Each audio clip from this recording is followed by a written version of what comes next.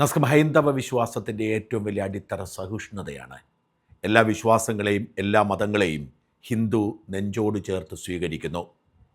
പ്രവാചകനെയും ക്രിസ്തുവിനെയും ഒക്കെ ദൈവങ്ങളായി കാണാൻ ഹിന്ദുവിന് കഴിയും.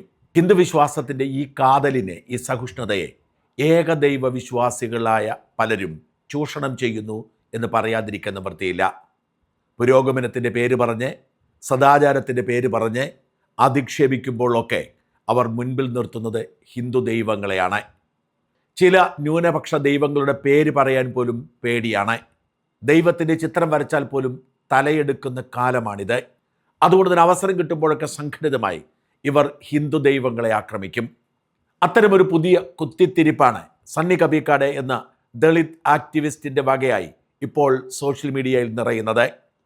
ഈ കബീക്കാട് ഒരു ചടങ്ങിൽ പങ്കെടുക്കുമ്പോൾ അകാരണമായി അയ്യപ്പനെ വല്ലാതെ അപമാനിക്കുകയാണ്. അയ്യപ്പൻ്റെ മറുവശത്ത് മാളികപ്പുറത്തമ്മയെ ഇരുത്തിയിരിക്കുന്നു. രണ്ടുപേരും പരസ്പരം കണ്ടാൽ അയ്യപ്പൻ്റെ നിയന്ത്രണം പോകും. എന്ന് വെച്ചാൽ അയ്യപ്പൻ ഒരു ബലാത്സംഗക്കാരനാണ്. അവസരം കിട്ടിയാൽ അയ്യപ്പൻ മാളികപ്പുറത്തമ്മയെ ബലാത്സംഗം ചെയ്യും എന്നൊക്കെയുള്ള അങ്ങേയറ്റത്തെ വിവരക്കേടും വൃത്തികേടുമാണ് സണ്ണി കബീക്കാട് പ്രഖ്യാപിക്കുന്നത്.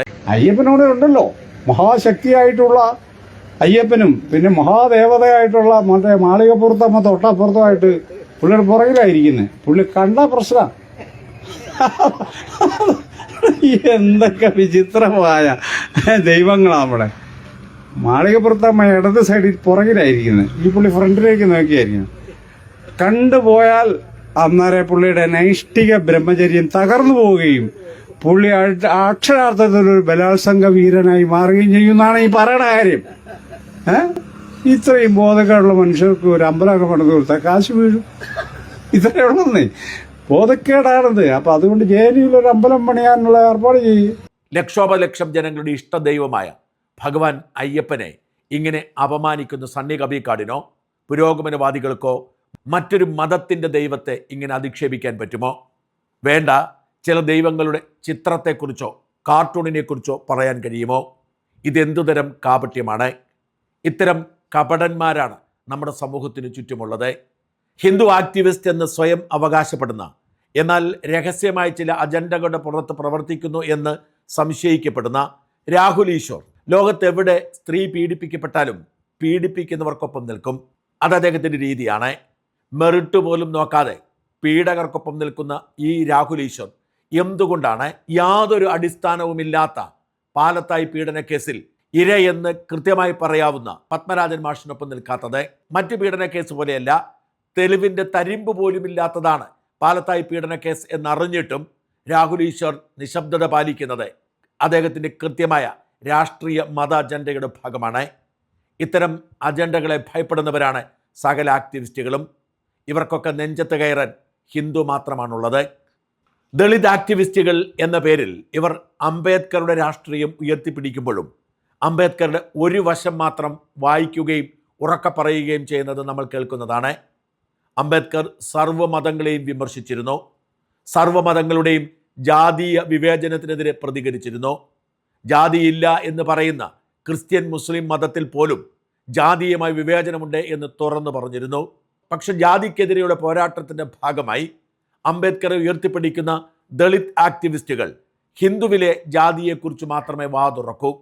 ഒരിക്കൽ ശ്രീജിത്ത് പണിക്കർ ഈ ദളിത് ആക്ടിവിസ്റ്റുകളുടെ കപടമുഖം തുറന്നു കാട്ടിയതാണ്.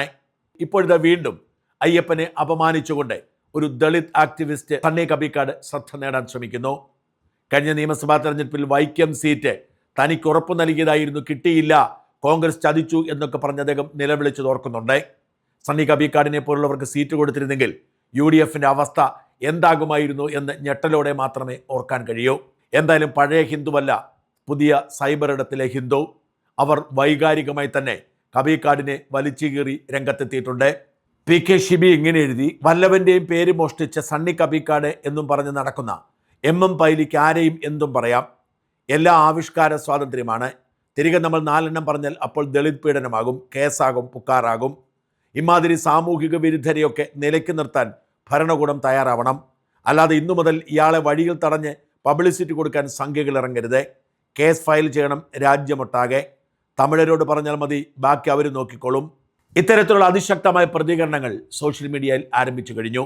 ഹിന്ദുവിൻ്റെ ദൈവങ്ങളെ ആർക്കും പോയി കൊട്ടി നോക്കാവുന്ന തകരച്ചണ്ടകളായി ആരും കരുതരുത്. വിശ്വാസമെന്ന് പറയുന്നത് ഒരു വ്യക്തിയുടെ ഭരണഘടനാദത്തമായ അവകാശമാണ്. ആ വിശ്വാസത്തെ പുരോഗമനത്തിൻ്റെ പേര് പറഞ്ഞ് വ്രണപ്പെടുത്താൻ ശ്രമിക്കുന്നവർ ബോധപൂർവം സമൂഹത്തിൽ കലാപമുണ്ടാക്കാൻ ശ്രമിക്കുന്നു. മറ്റ് മതങ്ങളുടെ പേര് പോലും പറയാൻ മടിക്കുന്ന ഇക്കൂട്ടർ ബോധപൂർവം ഹിന്ദുവിനെ അപമാനിക്കുമ്പോൾ ചോദിക്കാനും പറയാനും ആരുമില്ലാത്ത കാലം മാറുന്നു. ഹിന്ദു ആക്ടിവിസ്റ്റായ രഞ്ജിത്ത് രവീന്ദ്രൻ ഇതിന് പറയുന്ന മറുപടി കൂടി കേൾക്കുക. ഇയാൾ അയ്യപ്പനെ പറ്റി പറഞ്ഞതിലെ പ്രശ്നം എന്താണ്? ആദ്യം ആരാണ് സണ്ണി കബിക്കാട്? ഇത് മനസ്സിലാക്കണമെങ്കിൽ ഇന്ത്യൻ ഇവാഞ്ചലിസ്റ്റുകൾ കുറെ കാലമായി ഇന്ത്യയിൽ പയറ്റുന്ന ഒരു തന്ത്രം നോക്കണം. നമുക്ക് രണ്ട് വിഭാഗങ്ങൾക്കാണ് ഇന്ത്യയിൽ സംവരണത്തിൻ്റെ ആനുകൂല്യങ്ങൾ ഉള്ളത്. ഒന്ന് SC, മറ്റത് ST. സ്കെഡ്യൂൾഡ് കാസ്റ്റ്, സ്കെഡ്യൂൾഡ് ട്രൈബുകൾ. ട്രൈബുകൾ എന്നത് ആദിവാസി മേഖലയിലൊക്കെ ഉള്ള അവിടെ ജീവിച്ചു വരുന്ന ആളുകളാണ് സ്കെഡ്യൂൾഡ് ട്രൈബുകൾ. സ്കെഡ്യൂൾഡ് കാസ്റ്റുകൾ നമ്മുടെ നാട്ടിൽ സാധാരണ ജീവിക്കുന്ന ആളുകളാണ്. ഇനി നമുക്ക് എന്താണ് സ്കെഡ്യൂൾഡ് ട്രൈബും കാസ്റ്റും തമ്മിലുള്ള വ്യത്യാസം എന്ന് നോക്കാം. അതായത് ഇതിൻ്റെ സംവരണത്തിൻ്റെ ആനുകൂല്യങ്ങളും മറ്റും നോക്കുന്നതിന്. ഇതിൽ സ്കെഡ്യൂൾഡ് കാസ്റ്റുകാർക്ക് മതം മാറിയാൽ സംവരണത്തിൻ്റെ ആനുകൂല്യങ്ങൾ നഷ്ടപ്പെടും. കാരണം അത് ജാതി സംവരണമാണ്. ഇനി സ്കെഡ്യൂൾഡ് ട്രൈബുകൾക്ക് ഇവർക്ക് മതം മാറിയാൽ ജാതി സംവരണം നഷ്ടപ്പെടില്ല. അതുകൊണ്ട് തന്നെ 1951 സെൻസസ് പ്രകാരം 1.5 ലക്ഷം ക്രിസ്ത്യാനികളായിരുന്നു ST വിഭാഗത്തിലുണ്ടായിരുന്നത്. ഇന്നെത്രയാണെന്നറിയാമോ? അത് 13 ലക്ഷത്തിനടുത്താണ്. 10% വർധനമാണ്. 10 ഇരട്ടിയാണ് വർദ്ധിച്ചിരിക്കുന്നത്. അതേസമയം നിങ്ങൾ SC വിഭാഗത്തിലേക്ക് നോക്കൂ. കാര്യമായ ഒരു ചലനവും സെൻസസുകളിലും നേരിട്ടുള്ള റിപ്പോർട്ടുകളിലുമില്ല. വളരെ ചെറിയ വളർച്ചയാണ്. എന്തുകൊണ്ടെന്ന് വെച്ചാൽ SC വിഭാഗത്തിൽ ഇവരുടെ ജാതി ആനുകൂല്യങ്ങൾ നഷ്ടപ്പെടുന്നത് കാരണം മതം മാറുകയും എന്നാൽ ഒഫീഷ്യൽ രേഖകളിൽ അത് മാറ്റാതിരിക്കുകയും ചെയ്യും. ST വിഭാഗത്തിലാകട്ടെ നേരെ തിരിച്ചാണ്. മതം മാറിയാൽ ഒഫീഷ്യലി മാറിയാൽ പ്രശ്നമില്ല, അതുകൊണ്ട് മറച്ചു വെക്കില്ല. ഇയാളുടെ അച്ഛൻ്റെ പേര് സുകുമാരൻ എന്നായിരുന്നു. ഇയാളുടെ ജ്യേഷ്ഠൻ്റെ പേര് രാജപ്പൻ എന്നും. ഈ രാജപ്പൻ 10ാം ക്ലാസ് പഠിച്ചു കഴിഞ്ഞതിന് ശേഷമാണ് സുകുമാരനും കുടുംബവും മത്തായിയും കുടുംബവുമായി മാറുന്നത്. സണ്ണി ജനിച്ചത് സണ്ണിയായിട്ടാണ്. അയാളുടെ പേര് സണ്ണി മത്തായി എന്നാണ്. പക്ഷേ എന്ത് സംഭവിച്ചു എന്ന് വെച്ചാൽ അനിൽകുമാറിൻ്റെ ജ്യേഷ്ഠൻ, അതായത് സണ്ണി കബിക്കാടിൻ്റെ ജ്യേഷ്ഠൻ പഠിച്ച് അയാൾ MA ഒക്കെ കഴിഞ്ഞതിന് ശേഷം ജോലിക്ക് ശ്രമിച്ചപ്പോൾ കാനറ ബാങ്കിൽ ഒരു ജോലി വന്നു. അപ്പോഴാണ് നൂലാമാല നേരിട്ടുള്ള ജനറൽ കാറ്റഗറിയിൽ ക്രിസ്ത്യാനിയാണല്ലോ, കിട്ടില്ല. അതുകൊണ്ട് എന്ത് ചെയ്തു? അങ്ങ് പോയി ജാതി മാറി, മതം മാറി. അങ്ങനെ പരാവർത്തനം ചെയ്ത്, ഇതാണ് സണ്ണി കബിക്കാട് തന്നെ പറയുന്നത്, പരാവർത്തനം ചെയ്ത് ഇവരുടെ കുടുംബം വീണ്ടും സുകുമാരനായി. ഇവർ മതം മാറി ക്രിസ്ത്യാനികളായി. അതുകൊണ്ട് തന്നെ സണ്ണി കബിക്കാടിൻ്റെ ജ്യേഷ്ഠൻ്റെ പേര് രാജപ്പൻ സുകുമാരൻ എന്നാണ് രേഖകളിലൊക്കെ. അങ്ങനെ മത്തായി വീണ്ടും സുകുമാരനായി. എവിടെ? ഒഫീഷ്യൽ രേഖകളിൽ. ഇനി ഇതിനെ ന്യായീകരിക്കാൻ, താൻ മതത്തിൽ വിശ്വസിക്കുന്നില്ല എന്ന് ന്യായീകരിക്കാൻ ഇയാൾ പറയുന്ന ഒരു കാരണമുണ്ട്. താൻ മതം മാറിയിട്ടില്ല, താൻ മാമോദിസ മുക്കിയിട്ടില്ല, പള്ളിയിൽ പോകാറില്ല. ആരാണിത് ചെയ്യുന്നത്? നിങ്ങൾ നോക്കിയാൽ മതി. മാമോദിസ റിജക്റ്റ് ചെയ്യുന്ന ഇവാഞ്ചലിസ്റ്റുകളുണ്ട്. ഉദാഹരണത്തിന് സാൽവേഷൻ ആർമി. ഇയാൾ പറഞ്ഞ കാര്യങ്ങൾ നാരോ ഡൗൺ ചെയ്യുകയാണെങ്കിൽ സണ്ണി കബിക്കാട് സാൽവേഷൻ ആർമിയിൽപ്പെട്ട ആളാണ്.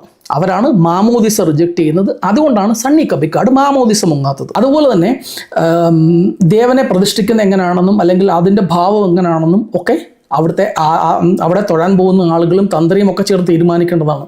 അതിൽ ഇങ്ങനൊരു സങ്കല്പമുണ്ട്.